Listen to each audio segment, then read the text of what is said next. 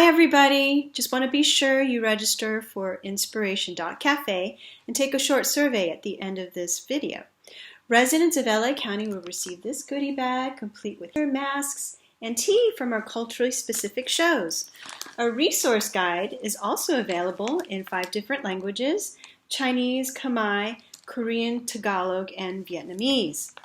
We might also have some surprise goodies, so please share this link, share these resources with your family and friends, and go to inspiration.cafe, scroll on the episode that you just watched, fill out the survey and that we will email you for a chance to win a $100 gift card, 1 per episode. Thank you. Good afternoon, everybody. Hello. Hello. Good afternoon, everybody. Hello. Thank you for joining us at Viet Tea Time. My name is Michelle Wong. I'm a physician of Chinese medicine, and I am a tea fanatic. And I have a big vision to share tea with as many people as possible, so that we can connect and create community and let each other know that, this is something that we can share that's very common in the API, among our many different cultures within our API community, and as well as other communities worldwide. So we started out as an outreach project with MOA Wellness Center, sponsored by the LA County Department of Mental Health and Prop 63, to do pop-ups with our trained volunteers. And we served tea like this, Gong Fu style, and invited people at different events, such as the Chinatown New Year's Parade and the Camilla Festival, the Firecracker Run, where people can sit down, we'll serve them tea, and let them speak their mind, whatever is on their mind. And if it's something that might be helped by connecting with mental health resources in the community, we had literature in 5 different languages: Khmer, Chinese, Korean, Vietnamese, and Tagalog. And we were able to do 4 events, and then that all came to a screeching halt because of the pandemic. So here we are. We're doing this virtually, and I really appreciate our guests joining us here today. We have celebrity chef Diep Tran, you wave, and Isabella McShane from CCEDLA. If you can wave, Isabella, thank you. And Hello. as always, Ryan here is our co-host, and we so appreciate you all joining me. I'm going to go ahead and start sharing tea with you all and see since this is a Lunar New Year, I've been really diving into ways of celebrating Lunar New Year among our different cultures that celebrate. And for Chinese New Year, I was volunteering with CCED to help deliver some food, and had a really beautiful interaction with some folks, some elders who were monolingual, but very grateful for delivery of food, and then the care packages that Sharing Tea, Sharing Hope made up. And even though, I know that some of their members of their community were in great need, they were equally as kind to share a little red envelope. So this is very touching to me, to receive a red envelope, as I did as a kid.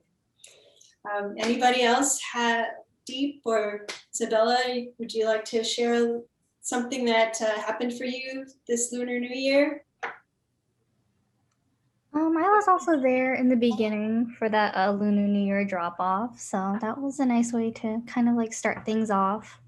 All my family's in the Bay, and I can't go visit them because of COVID, so I just had a very nice New Year just with my partner and my other roommate. So yeah, that was how my New Year kind of went. I hear ya. Yeah, I made tit chung, which I did last year also. So eating good food. Good food is a big part of it. Absolutely. We want to continue celebrating since we still have up until I believe the 26th. And in Vietnam, this is also known as the Tet Festival. I wanted to let you know that I'm not the expert here, so I'm looking forward to our esteemed chef sharing a little bit more about the festivities and the Banchong Collective, which is really exciting. But I also wanted to share a little bit of what I know about Vietnamese tea culture. And there's a saying, first the water, second the tea, third the cup, fourth the pot, and fifth the people. And I thought that was just a wonderful way to think about how this all comes together, because every part, there's a very mindful and intentional intention behind, gathering the water, whether that be from a stream or a special river, or even a waterfall. The tea is also, a very important part that is grown throughout the year and harvested with beautiful intention. This is happens to be a lotus tea. So this is not the Camellia sinensis, but this is just, I really love the smell and the intention that with which it's manufactured and dried and packed and shared. Third, the cup. So, as in many different tea traditions, pottery is really beautiful, and I wanted to just share. This is a little floral design that I found in Chengdu when I was there in 2019. And I'm just warmed up the cups. Fourth, the pot. So this is a little Zisha pot. It's really tiny, but it brews really well. And I put it in a decanter or a sharing cup. Sometimes I see them just dip it like that. So every last drop comes out. And as you saw before, I had warmed up the cups. I also warmed up the pot. So sometimes it gets a little messy when I'm pouring all the water above it. But the most beautiful part is sharing. So this distributes the tea so that everybody gets all the good parts of it equally. I want to offer this to my guest, Diep, and for Isabella. Thank you for joining us. Oh, and Mr. Tran, thank you so much for joining us. I wanted to go ahead and just share just a few other things that I've learned. In your package, there is also some joss paper. In addition to the tea, you'll get some, it's packaged in some joss paper, and the joss paper has the symbol for longevity. So the idea behind the joss paper is that we offer this to the ancestors, kind of like a prayer. And we also have incense, and because the ancestors also have a very active life, they need money as well. So traditionally, you know, the joss paper is burned as an offering to the ancestors. And, you know, it's just be careful when you light things on fire that there's plenty of ventilation, or preferably you do this outside. But yeah, it's kind of fun. Secondly, there are, you might also see in many households an altar. I wanted to share this altar that I made with joss sticks. Oops. And I have a little Tara de Agusan, who is actually a Buddhist figure that came from the Philippines. This is something that I learned pretty recently, and I was very excited to understand how Buddhism was also in the Philippines. And I also have joss sticks and my white buffalo, because I feel it's important to honor the ancestors of the land that we are inhabiting, which is Tongva territory. And yeah, for the most part, I'm finding this an important thing to do, because in December, my uncle, who was like a second father to me, passed away with COVID. And I know that many of our friends and family may have also experienced loss. And I think that it's important that for our own mental wellness, to find ways to grieve. And for me, being able to honor the ancestors is one way to do that. But also to celebrate is an important way to do that. So because it's Lunar New Year, it's Tet Festival, I was so excited to learn more about the Buncheong Collective.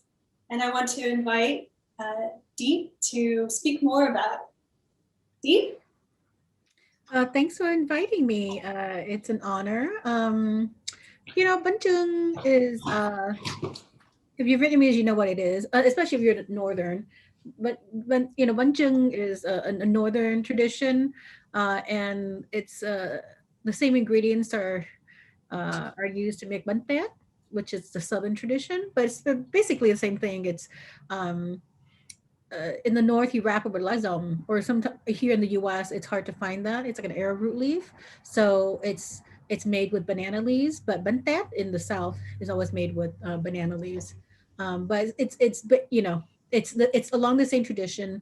That is a celebration of spring. You know, it's kind of funny to think that you would think like January, early February is spring, but in Vietnam it is.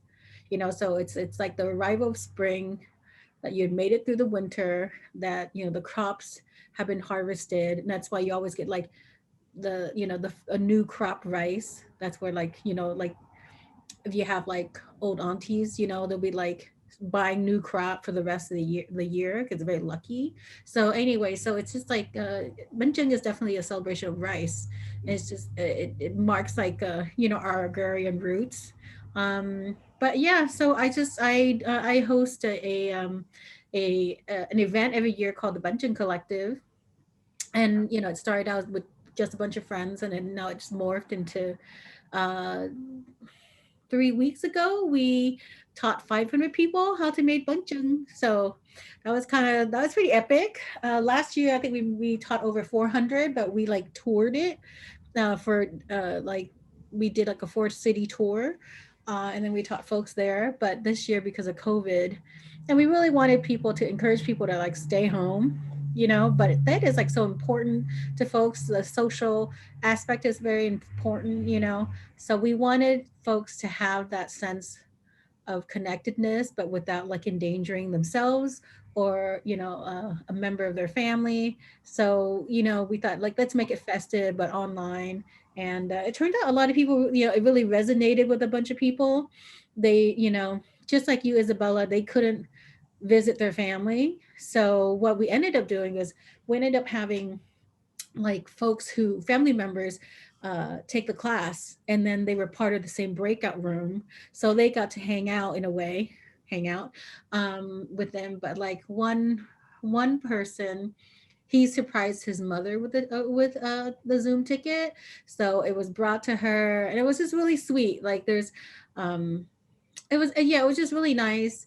But for me, like benching isn't just benching, it means it is like a it is like an acknowledgement of like your place in community.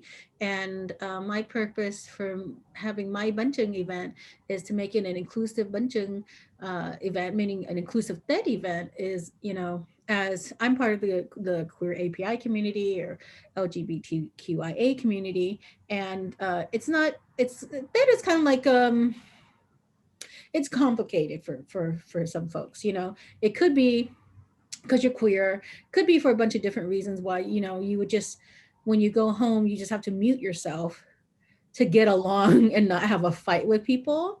And so what ends up happening is like a bunch of queers would go home, endure like the homophobic comments of like a relative just because you don't want to have a fight there, and then you just come back with all this rage, or sadness or whatever it is.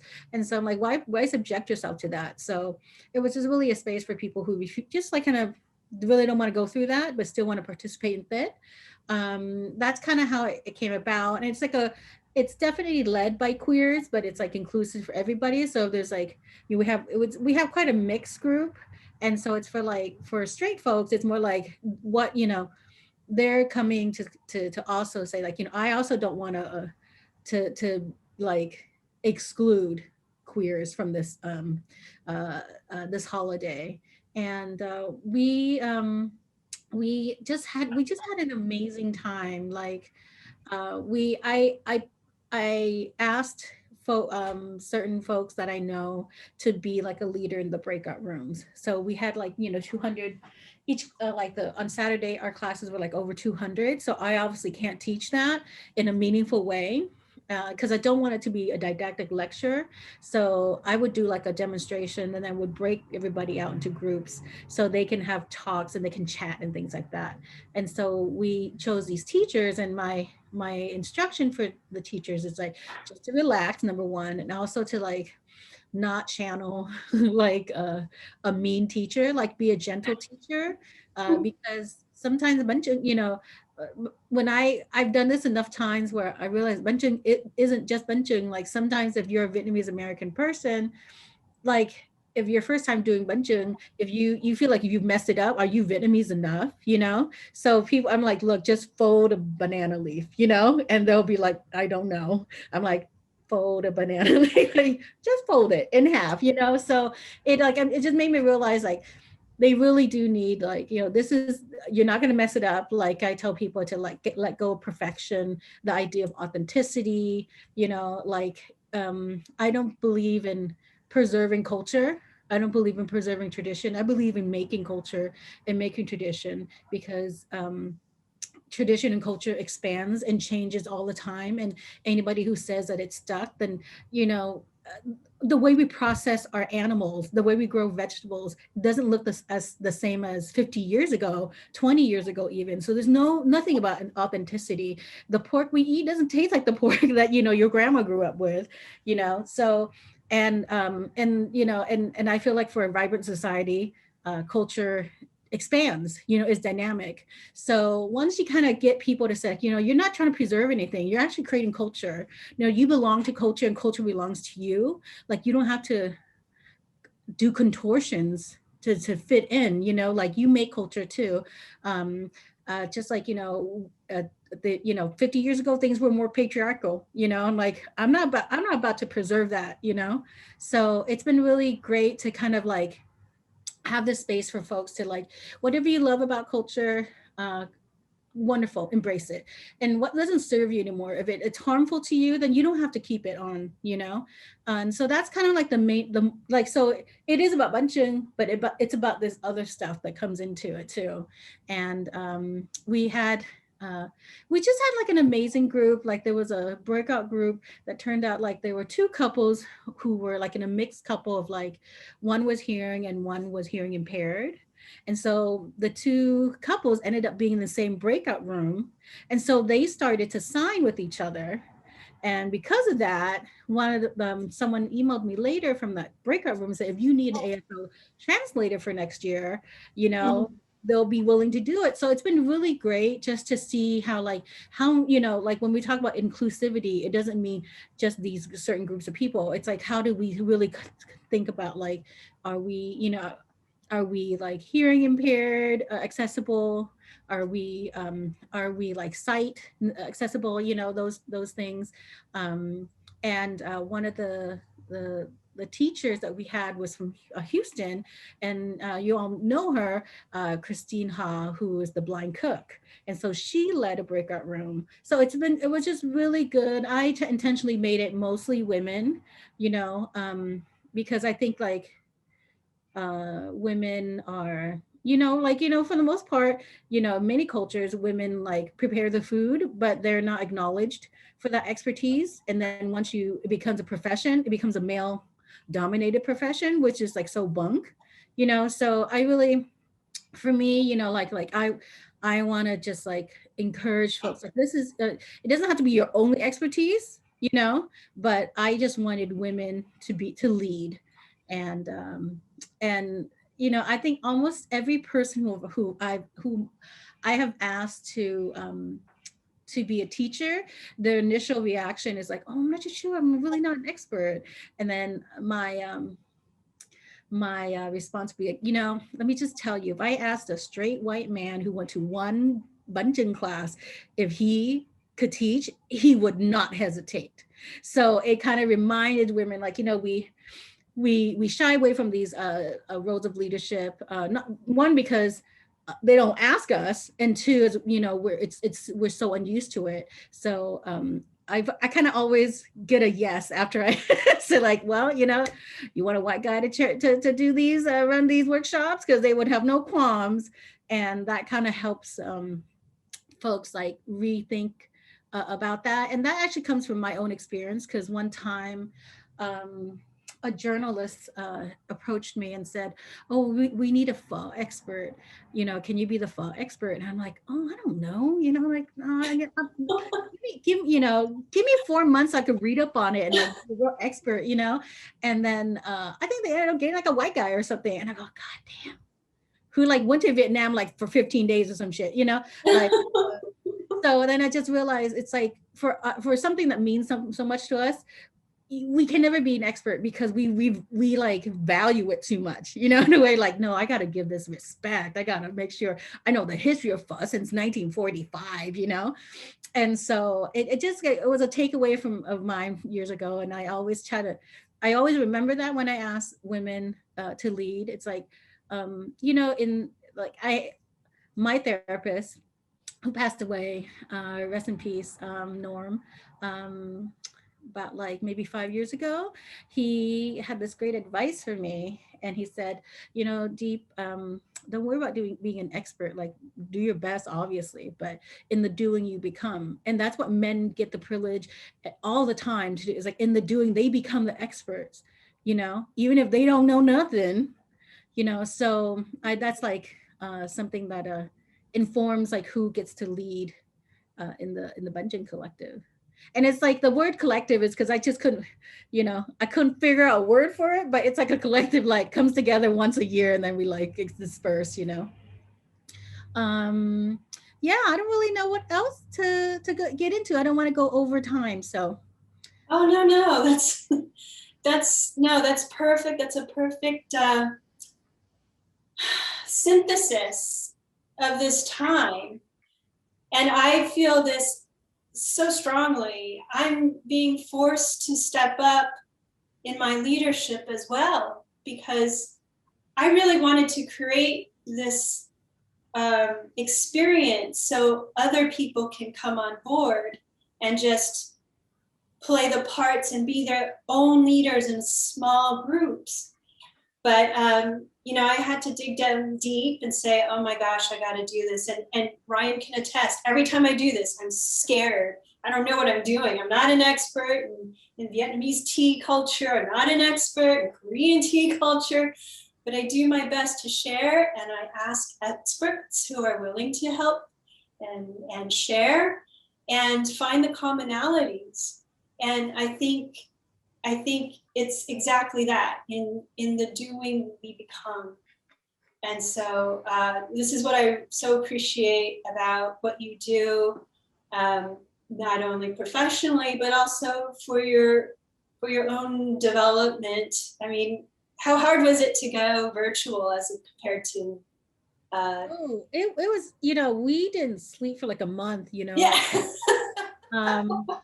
This is a passion project of mine, but my girlfriend gets roped into it because she loves me, and she's like, she doesn't want me to fail, so Lucky lady. it was a learning curve for Zoom because, even like figuring out like what subscription to get in order to get, uh, 250 people. Like we got a subscription that was like 400, but I went to a Zoom event in which like 400 people registered, but only 100 people were able to enter. And I was like, oh my God, we cannot have this happen. So we kind of hedged our bets. So we said, because we had like 450 people, and then we're like, let's divide those into 2 classes just in case. Just in case. And we just piss off 225, so we were just going to end up doing that. And then next year, I think, now that we kind of know, just there's the Zoom and Eventbrite, it's like, that's why there's people who that's their full-time jobs, but for a month, my girlfriend and I were like testing it out all the time. And there was such a demand that once we hit 450 people, there are folks who were not in like LA, New York, San Francisco. They couldn't get to the restaurant that we were, the restaurants that we were partnering with. And so they said, could you do one in like Lexington, Kentucky? There was some from Wyoming. Amazing. And so, someone in the desert. And I said, I can't, I don't have the time, because I have to I handmade paper, cardboard, bunching molds, in which I did not sleep at 3 a.m. I'm like using a paper cutter, and my girlfriend's like, can we go to sleep yet? Can we just stop it for the day? We can just continue, but I had to ship it out, and this is when UPS was having its thing, USPS, FedEx, everybody was just having delays. So I just then I just realized for the 3rd class, we ended up adding a class because there was this woman, Patricia, from Wyoming, and she said, Little Asian on the Prairie. And she said, this is the first, she's like in a place with very little Asian, if any Asian except her. And this is the first year that she's not going home to visit her family because it's unsafe. And she was just like, she needs this workshop, and she really convinced me, okay, I'm like, I really don't want to do a 3rd class, but obviously there's a need for it. And so we ended up doing, my girlfriend and I ended up figuring out, instead of mailing these cardboard molds that might not get there in time, my girlfriend said, well, why don't we just give them a video of how to make your bungeon mold out of household products, items. And so she suggested Legos. So it's really cute. The Legos that were molds that were made out of Legos. You can make it out of a pint milk carton, because it's square. You just cut that, and that could be your mold. And so I didn't really know people would get into it, but people got really into it. They were non-dairy mold. It was super cute. And that just really meant a lot to people too. You know, like I said, here's all the recipe. You just have to source it yourself. We obviously we're not near, and that was a really fun and dynamic class too. So all the classes were kind of different, you know. Part of the reason why we partnered with restaurants too is that we also want to support restaurants. Like this, you know, I didn't make any money. It was just everything was at cost. But for the restaurants, we wanted to like at least, you know, they weren't going to lose money. They wanted to make a ton of money, but I just like picked restaurants I really like what they were about, and I want to support them because I don't know any restaurant right now that's like, we're good, we don't need any help, you know what I mean? Everybody's suffering. Yeah, so so it was, even though the third class didn't involve restaurants, it fulfilled a different purpose. And yeah, I mean, I liked all the different iterations, but the third one, I think it just really tickled me that when we had people share their screen and they showed their homemade bungeon mold, and there's something, if you're Vietnamese, you kind of understand uh the makeshift pleasure of it, because Vietnamese people, we don't have something, we go make it, you know, like we're gonna go rummage around, jerry rig something and make something happen, you know. And I just there's something about that I feel like my grandparents would be like, especially my grandpa, who was like way nicer to me. He would like, I just imagine him going, that's pretty clever, girl, you know, all right, you know, like I'm sure he's proud of you. I'm sure he's proud of you. My grandma was a little meaner, so she'd be like, okay, it didn't suck, you know. But my grandpa was like, that's smart. Okay, you had nothing, but you made something, you know. Yes. So it warmed my heart for sure to see folks make their own bungeon. Well, thank you so much for sharing that. I really appreciate, even though you say it's about creating culture and being inclusive, there is a part of it also that it's nostalgic, that is part of our past. And I remember making desserts with my grandmother, who's from the Philippines, also with banana leaves and sticky rice and sugar and condensed milk. And it turns out beautifully, even though I'm like 3-4 years old and it's falling apart, my grandmother still eats it. So it made me feel good. But thank you so much. And I feel that it's these activities that bring people together, not only, you know, for like the woman in Wyoming, it's for her mental wellness, you know, because she can't be with her family physically, to at least have these elements that help her remember good times, better times, because you know, it's not so easy right now. But I think what keeps me going is seeing how creative we can all be, you know, in this virtual format at this very time. And I was so inspired by the Bunchong Collective to even try to do this. So thank you so much, Diep. I really appreciate it. I'm glad. Really appreciate it. So, you know, as I mentioned, the journey to mental wellness happens in different ways. I wanted to share an interview that I did with Mr. Thuy Tran, who is a licensed clinical social worker. So he provides services to the Vietnamese community and beyond. And, you know, I'm appreciative of Diep also sharing that she had a therapist. So I wanted to share Mr. Tran's story as well. He is a therapist in the Long Beach area. So go ahead and play the video. Thank you so much, Mr. Tran, for joining us. You're welcome. This is Sharing Hope. We're doing a little special interview here so that we can also have the perspective of somebody who is on the front line. I work for LA County and with a Long Beach IPI mental health center over 12 years. And before I joined LA County DMH, I worked for they met in Orange County a few years. Ah, So yeah, so that the Vietnamese population a lot in Orange County, compared with Elder County.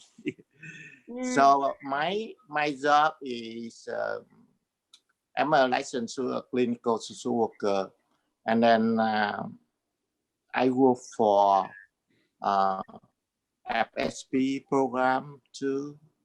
That program we take care of chronic mental health a person. what is kind of the chronic conditions that you see in the community? Oh, the chronic usually people with schizophrenia. Right now it kind of due to delusion, due to hallucination, due to the paranoid. So they have a kind of bizarre behavior. What are my experiences? Vietnamese populations actually they lack of resources in the community. Mhm. So some family they come to us, and then the client already become severe, because they don't know, how can they get help. That's another problem too. Another thing is the culture. They are afraid of having a family member with illness. And then they look at the illness like uh, they call it crazy. So that's why they feel shame about that too. Mm, And then shame and guilty, mixed together. So, and then another thing is they lack of resources. They don't know to access the service, and then they don't know, and then due to the language barrier too. So that's why another problem for the Vietnamese community. And then they don't know about the benefit of ugly treatment. So that's why they, oh my God, some family come to me and then they said, oh, if I know you here, or if I know we have the clinic to treat the patient with that kind of symptom, very helpful for the family. My current client, so uh, so I come to see them at home, and then to make assessment at home too, and then recruit them to the clinic. So I come from Vietnam because I got involved in Vietnam War at the time. So after the war, I belong to the South Vietnamese army. It means friends with Americans, and then we were defeated by the North Vietnamese. This means the communists right now. So they sent me to the concentration camp for 10 years. So and after release, I'm released from jail, and then I was like through what do they call humanitarian operation from the U.S. government. They contract with. They signed up with the communist Vietnamese at the time. So the U.S. government they brought us to the country, to the United States, for like we civilize our life again. We start our life again in this country. wow. So through that help, through that the U.S. government help, I come here, and then in 1993. So a year later, I come back to school because I don't have any job skill. I choose a social work career, and then with a bachelor degree, I got a job in social work, and then a few years later, I come back to school to attend the part-time master social work program. I was working full time and part-time student at the same time. I reached my educational goal and then become social worker since then. Quite a journey, Mr. Tran.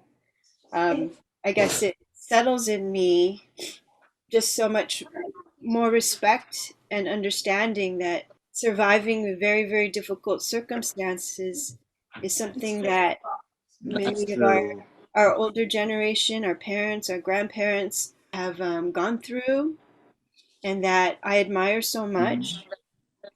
And it reminds me of how much resilience we can have also when we're under circumstances where, you know, we feel like we're trapped, where we feel like there's no future, Yeah. we feel like Uh-huh. so many things. And yet, Yeah, we lost hope. when I hear your story that you survived 10 years in a camp, it gives me hope. Right. And do you have advice for younger people who are going through this time of uncertainty and hopelessness right now? What they can do to remember that?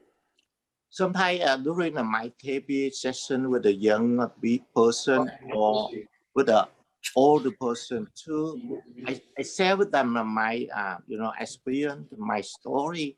Um, how can I get it? And then it's a very difficult time, to went through, to gone through with your strong will and with your, um, you need to think about the future uh, for our children.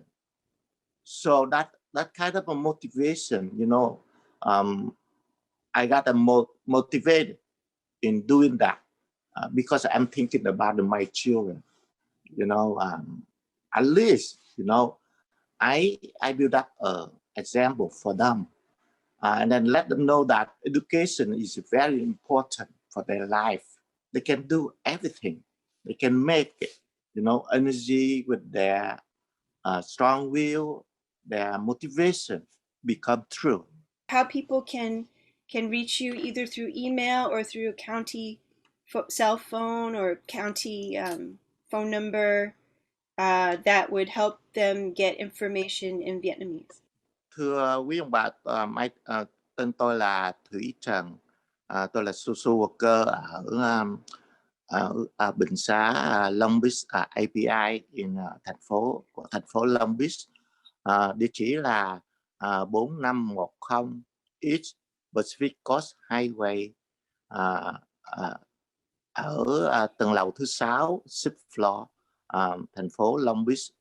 Zip code là CA 90804.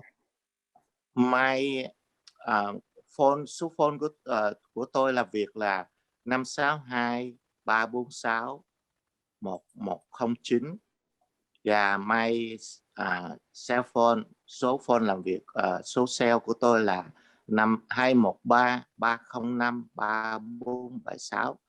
Nếu quý vị cần sự giúp đỡ nó có vấn đề về vấn đề sức khỏe tâm thần, xin gọi tôi ở hai số phone trên. Xin cảm ơn quý vị. Thank you. Okay, thank you, Michelle. Bye. Okay, thank you. Happy Tet. Okay. Thank you, Mr. Tran, for coming on earlier. So Mr. Tran works in Long Beach, but I also wanted to introduce you to a friend who is doing some really valuable work with the Vietnamese community and the Chinese community in Chinatown, Los Angeles. Isabella McShane works with CCEDLA, and I'd love for her to talk a little bit more about her work, because I feel really strongly that in addition to having resources like culture making and sharing for mental wellness, therapy for mental wellness, there's an aspect about having a community intact that is really important. So Isabella, would you like to share? Yeah, sure. So I'm Isabella. I'm a volunteer with the Chinatown Community for Equitable Development, otherwise known as CCED. We're an all-volunteer, multi-ethnic, intergenerational organization engaged in organizing, education, and mutual help. I want to once again emphasize that we are all volunteer. Nobody's getting paid. Nobody's working for CCED. We're just kind of like, I see it as like a ragtag group of like folks that have come together to address all of the issues in Chinatown. And we have volunteers working with buildings to prevent evictions of longtime residents and to preserve the small amount of affordable housing stock left in the area. We work with small businesses that are at risk of eviction and harassment from developers and landlords. And since the pandemic, we've been providing mutual aid and most recently working on bringing vaccines to our community. Personally, for me, I like to label myself as a volunteer, and I see our tenants and small business owners as the actual organizers. We have Addie in here, who's like a tenant leader at one of our buildings. Amazing. One of the first people that I met actually at CCED. Not sure if she still remembers me, but yeah, this is their fight, and I'm just here to support them along the way. CC does a lot of different things, some of which I didn't even list. But for me, what I do in CCD is working with the 920 Everett site fight and leading on the mutual aid work. So I want to talk about 920 Everett because it's a 6-unit building with low-income Cambodian, Vietnamese, and Thai refugees. So I'm not We've been in the news like a couple of times, but if you haven't heard, I'll do a quick run through of like their story. So originally I came to know this building towards the end of July 2019. They were the first group that I ever worked with and are still working with now. They received a notice from their landlord that they had to move out within 60 days and face an eviction on September 26th. And at that time, it was still a small mom and pop landlord that owned the building. They weren't able to evict them, so they sold the building off to American collateral buyers who wanted the building empty. Yeah, and so that's kind of like where the real fight started to occur. And so we held a press conference and eventually even went over to the owner's house all the way in Brentwood to do a demonstration to show that we wanted to pay the rent, wanted to have folks stay in their building.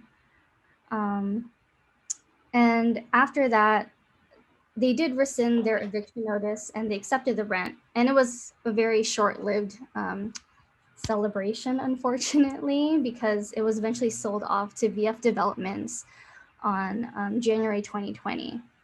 And so if you know anything about VF Developments, is actually owned by a Vietnamese woman named Victoria Vu. And that development company has had a long history of harassing tenants in an effort to kick them out and take advantage of a lack of vacancy control to hike up rents and exacerbate gentrification in the neighborhoods that they operate in. And this is exactly how the affordable housing stock, especially in low-income communities of color, is being depleted. And it makes our city unaffordable and, leaves a lot of our tenants very vulnerable. And so things started to kind of slow down because that was around the time also when the pandemic hit. And I'll talk about the mutual aid work later. I'm just going to finish up the whole 920 Everett situation. But we went to go pay the rent at Victoria Vu's house all the way in Costa Mesa. We brought, everybody from the building to come down there. And we also had Viet Rise, which is an organization in the OC, also come and support us too. She refused to accept the rent. Her mom came out and was harassing us. And I'm not usually the person that goes on the speakerphone. I like to just stay behind and support folks. But I felt compelled to be hey, I'm Vietnamese, you're Vietnamese. We have Vietnamese people in this building. This is not why we came to this country, to evict our own people. And it's not like I don't understand from her perspective as a landlord, right? My dad is actually a landlord in the Bay Area, but he has like buildings for people that have Section 8, like housing vouchers. So he's trying to like contribute to the affordable housing stock. Victoria Vu is not one of those people.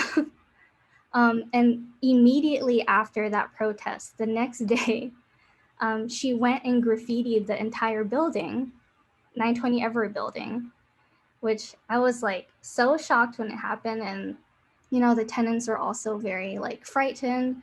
Like they smelled like the paint fumes coming out of the cans, but nobody would go outside because, you know, this is obviously like COVID time, and like they were just scared and didn't know what to do. But a lot of the neighbors saw that it was Victoria Vu and like her car was there and she brought one friend. You can see photos of it if you look it up to our story. So yeah, it was kind of like a retaliation type of thing from Victoria. And afterwards, we did come back again to Costa Mesa to try to pay the rent, this time with another building that Victoria owns. And those folks have been in that building for over 40 years. Like they've raised like generations of like family there. And she's also trying to like evict folks there. And so that's kind of like where we are at now in the whole 920 Everett fight. So we have like who we call grandma that lives in 920 Everett. She's Vietnamese, she's in her 70s. And this has been a very difficult time for her, as for like the other tenants in that building. I remember her saying like she never thought this would happen. She never dreamt that this would happen in America. But it did, you know? And so I guess also to note, like these folks were already pushed out of their countries before and their homes before, and now like it's happening again. Like you can already like kind of like expect like what that would do to your mental health, you know? And Chinatown is their home, you know? They're near familiar food. They have like, you know, maybe doctors who speak the same language, and like, you know, they have jobs there. These are folks that live paycheck to paycheck. So yeah. And there's another woman, her name is Kim, and she's Cambodian.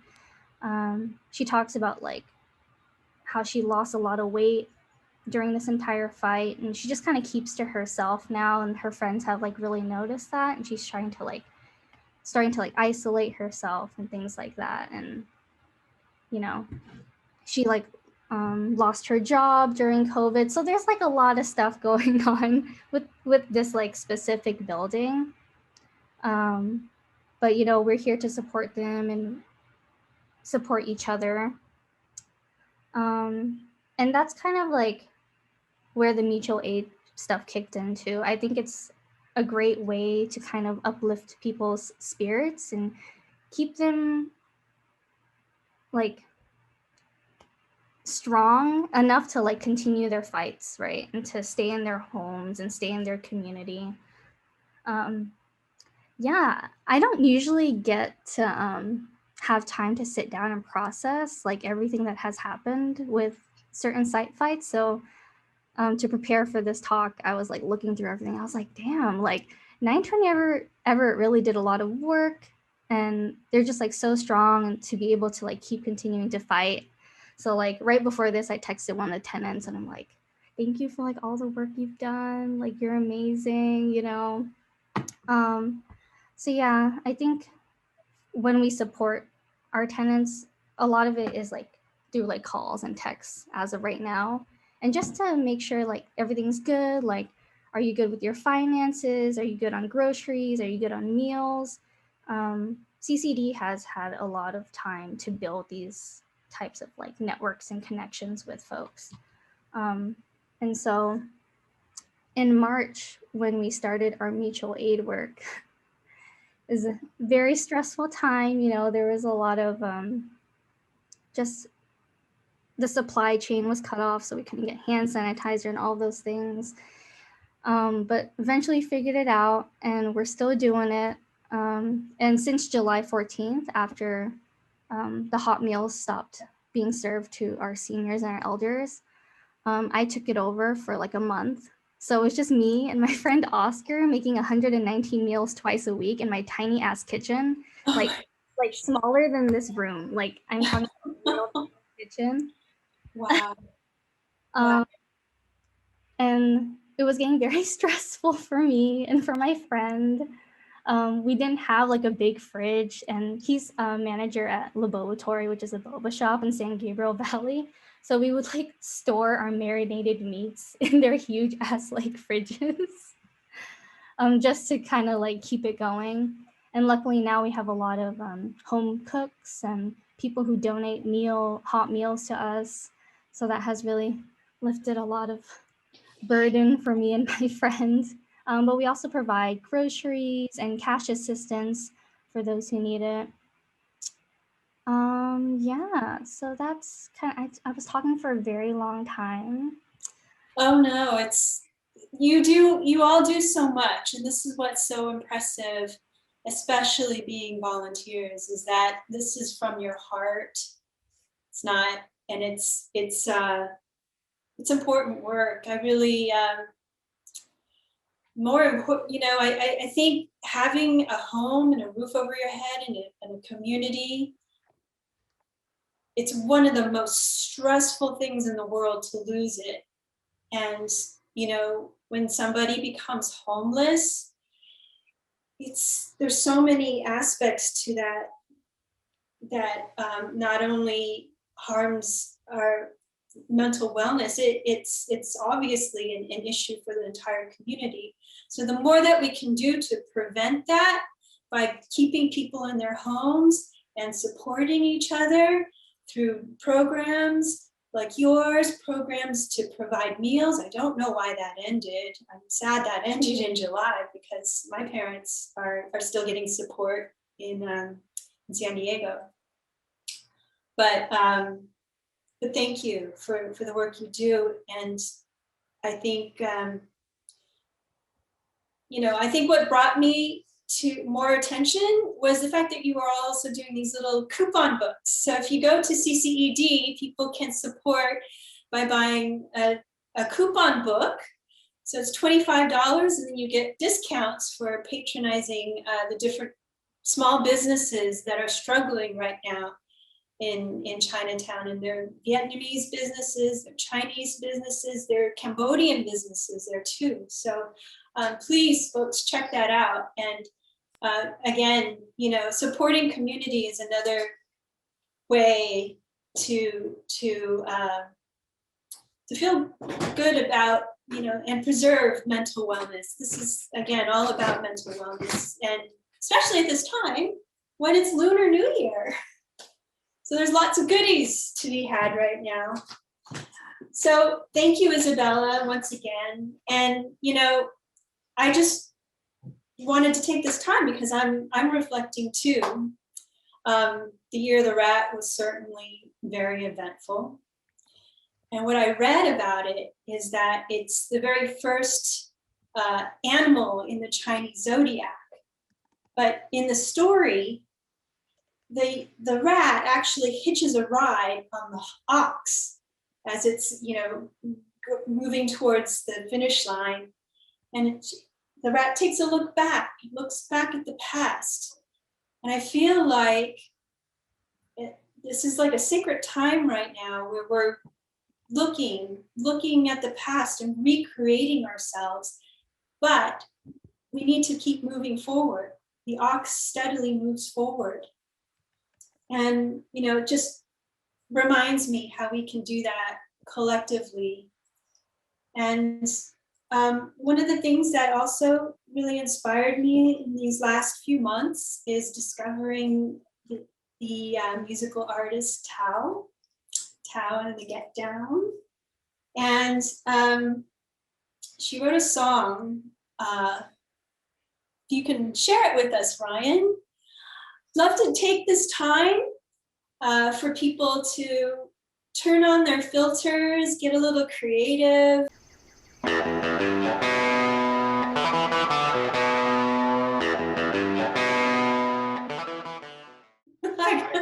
All right. I hope that brought your energy up a little bit. I know we can get Zoom fatigue, so I just wanted to share that because it was really meaningful for me to see. I know that she wrote in her Instagram that she wrote that song from the viewpoint of her mother, and how much joy she saw her in her mother when her mother danced. And I really relate to that because my mother loves dancing, and you know, it's something that she's done as a kid because my grandfather was a DJ, and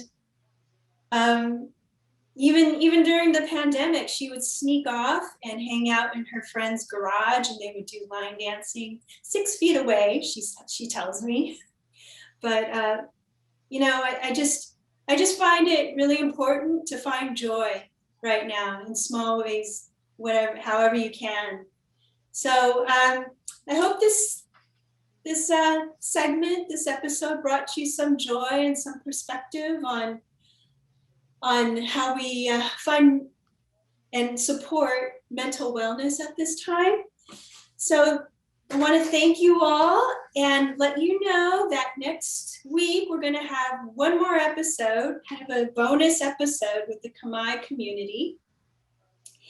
And we're going to also have a raffle. So folks who were part of the Chinese New Year Tea and Talk, we're going to raffle off a $100 gift certificate and a $50 certificate.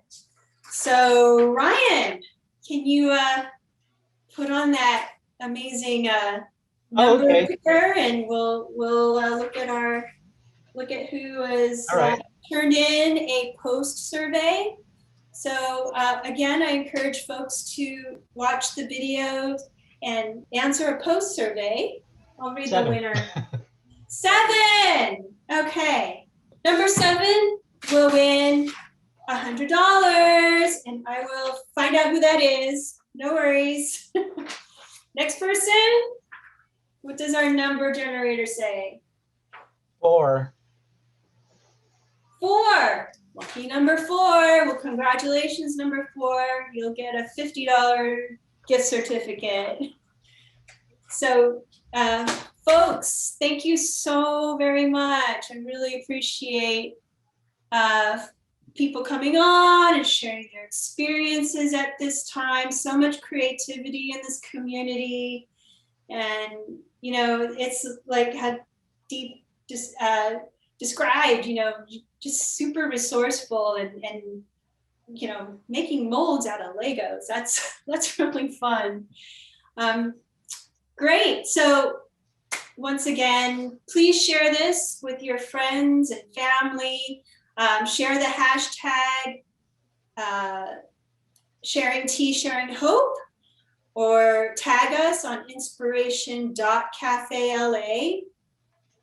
This is our way of also sharing information with the Los Angeles County Department of Mental Health so they know the kind of resources that our communities need, because we're really a vast group of different communities.